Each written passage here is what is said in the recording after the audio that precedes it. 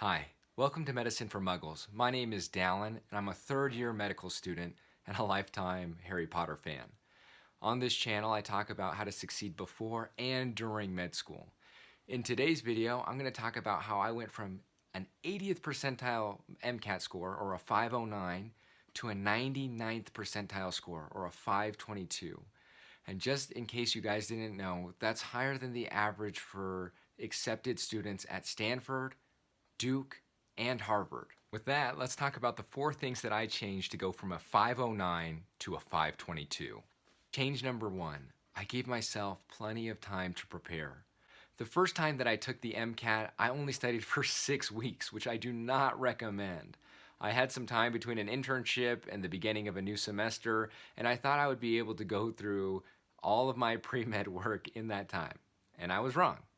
So what I did the second time is I gave myself 4.5 months to study.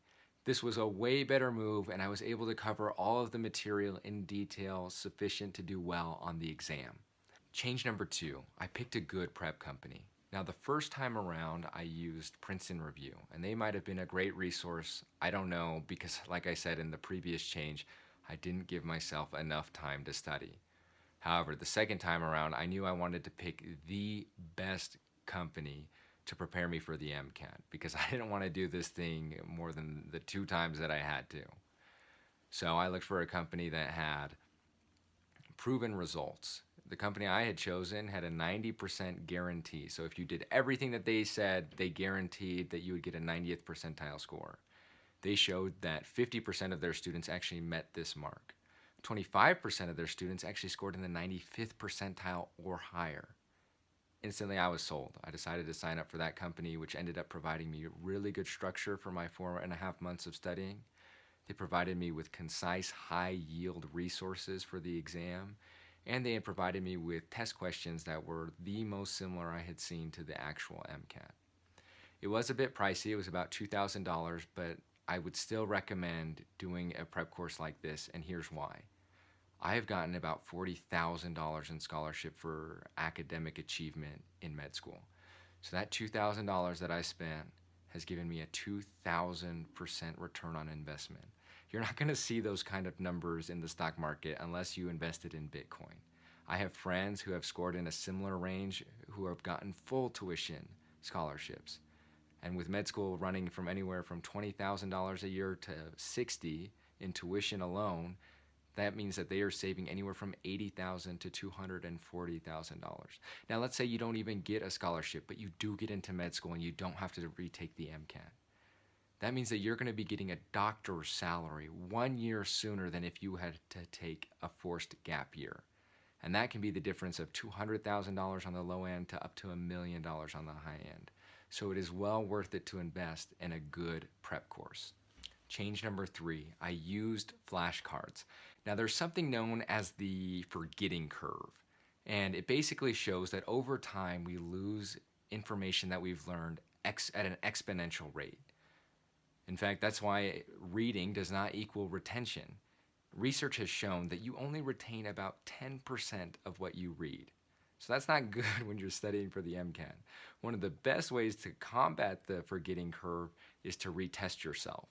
And one of the easiest and most effective ways to retest yourself is by using flashcards. And now you don't need to be making these by hand, because that will take a long time. There are plenty of apps out there that you can use, and you can screenshot material and then ask the question on the front side of the card, and it'll show it to you on the back side. The one that I use and most med students use is called Anki. It's free for the use on laptops and on Samsungs. You do have to pay $25 if you get it on an iPhone, which is well worth it because it's not a subscription. It's a one-time fee for $25, and I have used it throughout medical school. And it has helped me remember information, not just for the Mcat, but for medical school tests and for my boards. I highly, highly recommend using it. Change number 4, I took lots and lots of practice tests. Now, the first time I took the exam, I took a sum total of 0 practice exams. The first time I sat for a full-length Mcat was when I was in the testing center. I do not recommend this. The second time, I took 16 practice tests. I was so familiar with how the examiners asked questions, sometimes I could get through a question in 30 seconds or less. Now, when you take these exams, I would go to the library. If you're just taking them in your room in a quiet environment, it will not sufficiently simulate what the testing environment is like. When I took the exam, I had people getting up, leaving the room. I actually had a guy farting next to me and it smelled terrible.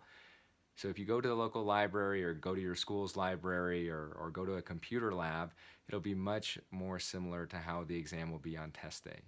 Now, on top of this, by taking lots of exams, you will be used to the length of the Mcat. Most people haven't taken an 8-hour exam in their entire life.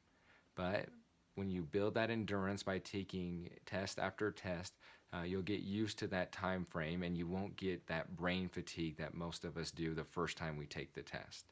Finally, I reviewed the test and I went over why I got each question wrong. Even on the answers that I got right, I reviewed to make sure that I had understood the question, that I had properly eliminated the incorrect answers, that I had gone through and picked the right answer for the right reason. Honestly, when I started doing this, I started seeing a huge bump in my scores. So thank you for watching this video. I hope it was useful. If it was, go ahead and give me a thumbs up. If it wasn't, or if there's more information that you would like, please leave it in the comment below and I promise I'll get back to you.